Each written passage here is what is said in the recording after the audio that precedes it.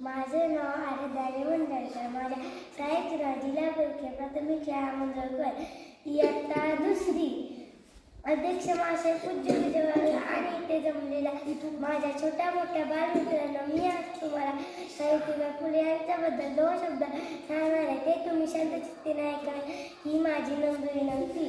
सावित्रीबाई फुले हे 9 वर्षाचे होते तेव्हा त्यांचा विवाह महात्मा फुले यांच्याबरोबर झाला. महात्मा फुलेंनी त्यांना सावित्रीबाईंना शिकवले आणि सावित्रीबाईंनी मुलींना शिकवले.